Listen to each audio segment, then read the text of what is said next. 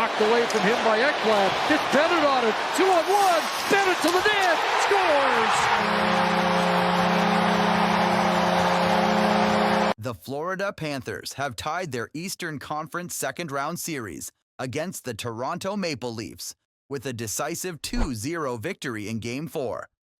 The Panthers' defensive mastery has left the Maple Leafs searching for answers as they head into a pivotal Game 5 at Scotiabank Arena. The Panthers' suffocating defense was on full display in Game 4 as they limited the high-powered Maple Leafs offense to a mere 23 shots on goal. Goaltender Sergei Bobrovsky was unbeatable, turning aside every shot he faced to secure the shutout. As Panthers defenseman Aaron Ekblad put it, "We knew we had to come out strong and shut down their top guys. Bobrovsky was incredible, and we did what we needed to do to get the win." At the center of the Maple Leafs' struggles is the uncharacteristic scoring drought of their captain, Auston Mathews.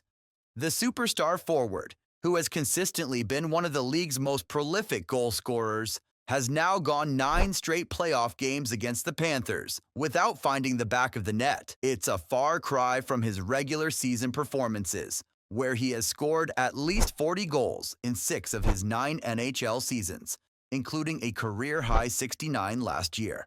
Despite the lack of goals, Matthews' teammates and coaches have been quick to praise his contributions in other areas of the game. Linemate Mitch Marner emphasized Matthews' resilience, stating, "Everyone wants to produce, wants to score goals, and he hasn't let it get him down at all. His mood, his demeanor in the locker room has been unbelievable." Head coach Craig Berube echoed those sentiments, highlighting Matthews' defensive play and success in the face-off circle. "Again, it's not all about goal scoring for me. It's about the 200-foot game. Doing all the little things that need to be done," Berube said. The Panthers' defensive prowess has been a defining characteristic of their team throughout the season. They ranked 7th in goals against during the regular season, allowing an average of just 2.72 per game. In the playoffs, they've been even better, ranking 3rd with a stingy 2.78 goals against per game. Their ability to shut down top scorers was on full display in their first-round series against the Tampa Bay Lightning, where they held Nikita Kucherov to just 4 assists in 5 games. As the series shifts back to Toronto for Game 5, the pressure is squarely on the Maple Leafs to find a way to crack the Panthers' defensive code. Matthews, in particular, will be looking to end his scoring drought and provide the offensive spark his team desperately needs. "The chances have been there," Matthews said. "I think I've got to do a better job bearing down on them."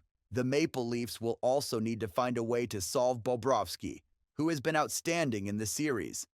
The veteran goaltender has a long history of playoff success, and his confidence appears to be at an all-time high. As Panthers forward Sam Bennett put it, "When Bob is on his game like he has been, it gives us so much confidence. We know we can play our game, and he'll be there to back us up." Game 5 promises to be a high-stakes affair, with both teams fully aware of the importance of gaining the upper hand in the series.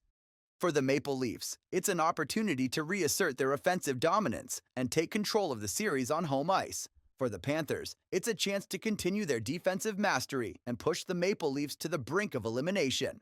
As the puck drops at Scotiabank Arena, the eyes of the hockey world will be focused on this pivotal matchup. Will Auston Mathews and the Maple Leafs find a way to break through the Panthers' defensive wall? Or will Sergei Bobrovsky and the Panthers continue their suffocating play and take a commanding 3-2 series lead? The answer to those questions will go a long way in determining which team advances to the Eastern Conference Final. With the stakes this high, one thing is certain: Game 5 will be a battle from start to finish, with both teams leaving everything on the ice in pursuit of their ultimate goal, the Stanley Cup. Canada, oh Canada, our home and brave land. That's not really close. An all-Canadian final. Oh my goodness. And the Stanley Cup champion, the Edmonton. Charles Barkley just dropped the boldest NHL prediction of 2025, and hockey fans can't stop talking about it. He's calling for an all-Canadian Stanley Cup final between the Leafs and Oilers, But the real shocker, he capped it off by singing "O Canada" live on TV. Sir Charles doesn't just think a Canadian team will end the 32-year Cup drought. He's betting on a historic all-Canadian showdown that hasn't happened since 1989. Oh, Canada, our home and native land. Sorry about the tariffs, but y'all going to get us back with a Stanley Cup victory. Barkley belted out after picking the Oilers to win it all, proving once again that his hockey enthusiasm far exceeds his singing ability. What makes Barkley's prediction so fascinating isn't just the outcome. It's how seriously he approached the entire playoff bracket. This wasn't some random celebrity making wild guesses. Barkley went through every series methodically, showing surprising knowledge about player injuries, goaltending situations, and even coaching matchups. He knew Jason Robertson was out for Dallas. He referenced John Cooper's coaching record. He praised Vasilevsky as the hot goalie. The Basketball Hall of Famer clearly watches hockey and watches it closely. In the Eastern Conference, Barkley picked Toronto to defeat Ottawa in the Battle of Ontario first round, giving a special shout-out to my man Auston Mathews, Scottsdale, Arizona. He then boldly predicted the Leafs would take down the defending champion Tampa Bay Lightning in the second round, something they failed to do in previous playoff meetings. This is their year, Barkley insisted, dismissing concerns about Toronto's long history of playoff disappointments. No Canadian team has won a Stanley Cup in 32 years. On the other side of the bracket, Barkley showed respect for Alex Ovechkin's record-breaking season by advancing Washington past Montreal. Shout out to the greatest goal scorer ever, Ovechkin breaking the record this year of the greatest high score ever, Wayne Gretzky. Congratulations, Mr. Ovechkin, Barkley said while predicting the Capitals to beat the Canadiens. He also picked Carolina over New Jersey, noting that the Devils are really banged up right now, showing he's paying attention to current team conditions heading into the playoffs. In the Western Conference, Barkley went with Winnipeg over St. Louis in the first round, despite acknowledging the Blues' impressive 14-game winning streak. Winnipeg won the President's Trophy, Barkley explained, before adding with hockey fan wisdom, that usually means absolutely nothing in our tournament. Perhaps most impressively, Barkley knew the Kings-Oilers matchup was happening for the fourth year in a row, and that Edmonton had won each previous meeting. He confidently picked McDavid and Draisaitl to advance again. Kings are the best home team in hockey. That doesn't matter. Oilers got McDavid and my man Leon Draisaitl, two of the best players in the world. For his Final Four, Barkley set up the Leafs versus Capitals in the East and Oilers versus Avalanche in the West, before shocking his co-hosts by predicting the Edmonton-Toronto All-Canadian Final. His reasoning for picking Edmonton to win it all actually follows a pattern from recent Cup champions. 2 years ago, the Florida Panthers lost, came back and won it. Oilers lost last year. They're going to come back and win it this year. Same scenario. While Barkley's sports predictions are famous for being hit or miss, he did correctly guarantee the Boston Celtics would win the NBA championship last season. However, his March Madness prediction that Arizona would make the Final Four fell short when Duke eliminated them in the Sweet 16. What makes this prediction stand out isn't just that it's coming from a basketball legend. It's that it represents real hope for Canadian hockey fans who've been waiting since 1993 for the Cup to return north of the border. And not just hope for one team, but potentially a dream scenario where two Canadian teams battle for hockey's ultimate prize.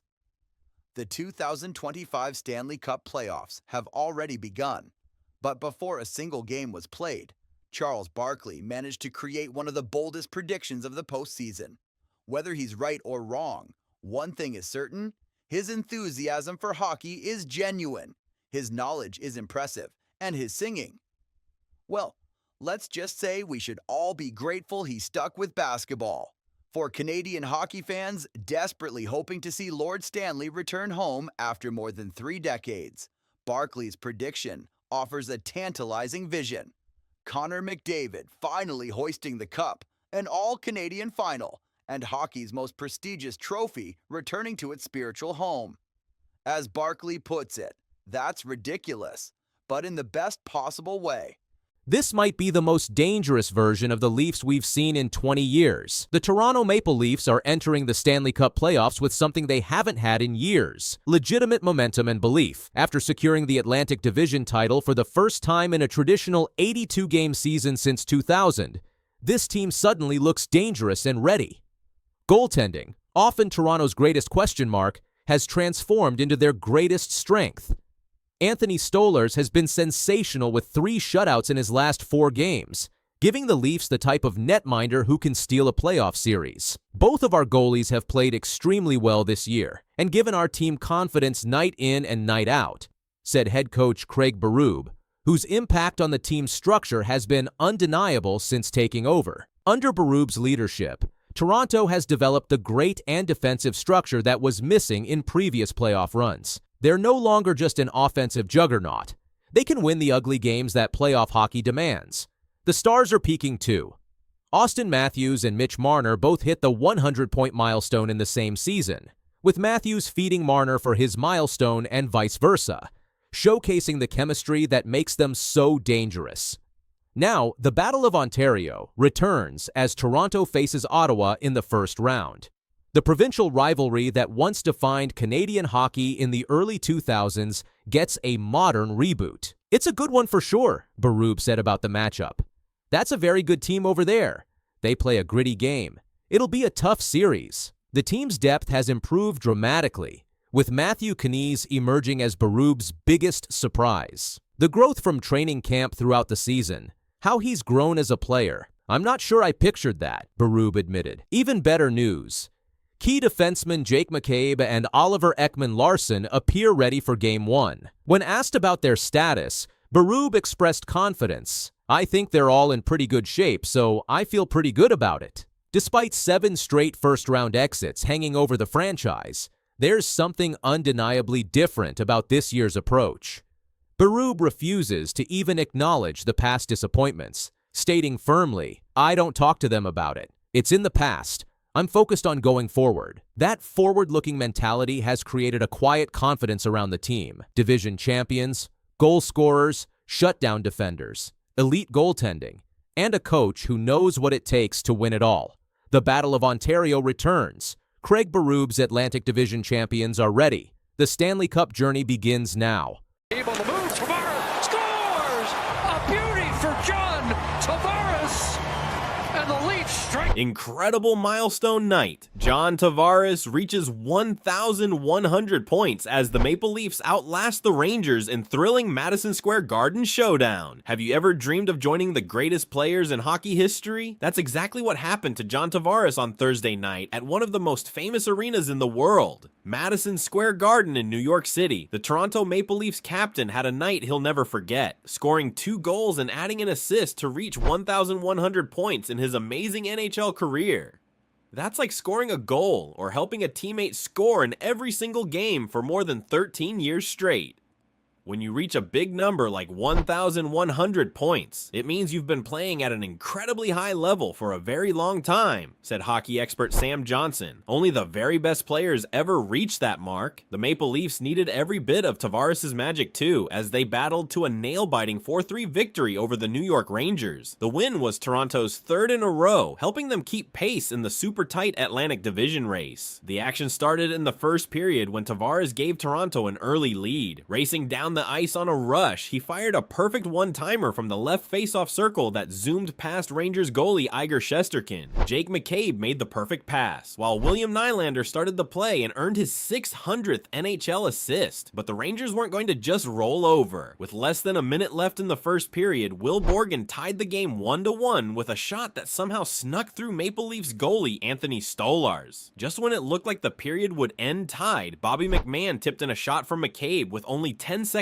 left. The Maple Leafs took a 2-1 lead to the locker room, and the Rangers fans couldn't believe it. Getting a goal in the final seconds of a period is like finding an extra present on Christmas morning, explained former player Mike Wilson. It gives your team a huge boost of energy and excitement. The Rangers came out flying in the second period. Their superstar Artemi Panarin, known as the Breadman because his last name sounds like Panera, a type of bread, tied the game just 1:22 into the period. He grabbed a rebound and fired it home, making it 2-2 and sending the New York crowd into a frenzy. But this was Tavares' night to shine. Just a few minutes later, he scored his second goal of the game and the 1,100th point of his career. Standing in the right circle, he pounced on a rebound from another McCabe shot and buried it behind Shesterkin. The Maple Leafs bench erupted in celebration, knowing their captain had just joined an exclusive club of only 8 active NHL players with 1,100 or more points. "I remember watching John Tavares when I was a kid," said teammate Matthew Nays. "And now I'm on the ice when he reaches this amazing milestone. It's something I'll tell my kids about someday." Nees would have more to tell those future kids because he scored Toronto's 4th goal midway through the second period. After Rangers defenders Andre Miller and Adam Fox couldn't connect on a simple pass, Nylander snatched the puck, circled behind the net, and found Nees wide open. He fired it into the net, giving Toronto a 4-2 lead. The Rangers weren't done fighting though. With just 35 seconds left in the game, Chris Kreider tipped in a shot from Panarin to make it 4-3. The Garden was rocking as the Rangers desperately tried to tie the game, but Anthony Stolarz and the Maple Leafs held strong. When the final buzzer sounded, Toronto had earned a huge road win and their 3rd straight victory. The Rangers, meanwhile, lost their 3rd game in a row and remain outside the playoff picture in the Eastern Conference. "This is how playoff hockey feels," said Maple Leafs coach Craig Berube. "Every shift matters. Every play can change the game. I'm proud of how our guys battled tonight. For Tavares, the milestone was sweet, but the win was even better." "Individual achievements are nice, but winning as a team is what really matters," he said with a smile. "We're playing good hockey at the right time of year." As for the Rangers, they'll need to turn things around quickly if they want to make the playoffs. "We showed we can play with one of the best teams in the league," said Rangers captain Jacob Trouba. "But we need to start turning these close games into wins." So remember kids, no matter if you're just starting to play hockey or dreaming of the NHL, with enough hard work and dedication, maybe someday you'll join John Tavares in the 1,100 point club. Gloves are off. This is reminiscent of the old days. The big boys have come to play. McDavid! Remember the Winnipeg Jets from a couple months ago? The team that was the toast of the NHL, sitting on top of the standings looking like an unstoppable force with the best goaltender in the league? Yeah, that same team just got steamrolled in the first round of the playoffs by the Colorado Avalanche in 5 games. Not exactly the storybook-ending Jets fans were hoping for after one of the most dominant regular seasons in franchise history. So what the hell happened? How does a team go from potentially winning the President's Trophy to getting bounced in the first round? Let's take a deeper look at the collapse of the Winnipeg Jets and try to make sense of this playoff disaster. First, let's remember just how good this Jets team was in the regular season. At the All-Star break, Winnipeg was 32-9-5, good for 69 points in just 46 games. They were on pace for 123 points, which would have been the best in franchise history by a country mile. Connor Hellebuyck was putting up video game numbers with a .925 save percentage and multiple shutouts. This team looked like they were built for a deep playoff run. The defense was suffocating, the offense was clicking, and the special teams were humming. Remember that power play? It was a thing of beauty. With Nikolai Ehlers and Mark Scheifele running that near-perfect 1-3-1 formation, shifting positions to create those cross-ice one-timers that goalies had no chance on. The penalty kill was just as good, with players willing to sacrifice their bodies to block shots and keep Hellebuyck's workload manageable. And that's what made this team so damn impressive. They didn't rely solely on Hellebuyck to win games. They had that balanced attack with Gabriel Velarde emerging as a legitimate top 6 forward. The young guys like Cole Perfetti were taking the next step, and vets like Adam Lowry were playing the best hockey of their careers. But if we're being honest with ourselves, there were warning signs heading into the playoffs. After that blistering first half, the Jets went 19-16-3 the rest of the way. That's essentially a .500 hockey team, which isn't going to scare anybody in the playoffs. The offense, which looked so dynamic early in the season, dried up. In their final 20 regular season games, the Jets averaged just 2.65 goals per game, which would rank 25th in the league over a full season. Players who were carrying the mail earlier in the year disappeared. Kyle Connor's shooting percentage plummeted. Ehlers cooled off. Suddenly, those creative zone entries that had penalty killer spinning weren't working anymore. Defensively, the team was still solid. Dylan DeMello and Josh Morrissey were still playing at a high level, but the depth pieces started showing cracks. Teams were finding ways to expose the more defensively challenged blue liners like Neil Pionk in ways they weren't earlier in the season. And then there was the matter of their record against top teams, against Colorado, Dallas, and Vegas, the cream of the crop in the West. The Jets went a combined 4-8-1 in the regular season, not exactly inspiring confidence for a potential playoff matchup. When the playoffs rolled around, we all wondered which Jets team would show up, the world beaters from the first half or the mediocre squad from the second half. Unfortunately for Winnipeg fans, it was the latter. Game 1 gave false hope. The Jets came out flying, won 7-6 in a wild back-and-forth affair that had Rick Bowness looking like he was about to have a heart attack on the bench. But even in victory, the warning signs were there. Hellebuck giving up 6 goals? That's not the recipe for playoff success. Then the wheels fell off. 4 straight losses, each more depressing than the last. The Avalanche exposed every weakness the Jets had and created some new ones along the way. First, they absolutely neutralized Winnipeg's forecheck. Remember that aggressive F1 and F2 pressure that created so many turnovers in the regular season? Colorado's mobile defensemen made that look like a pee-wee strategy.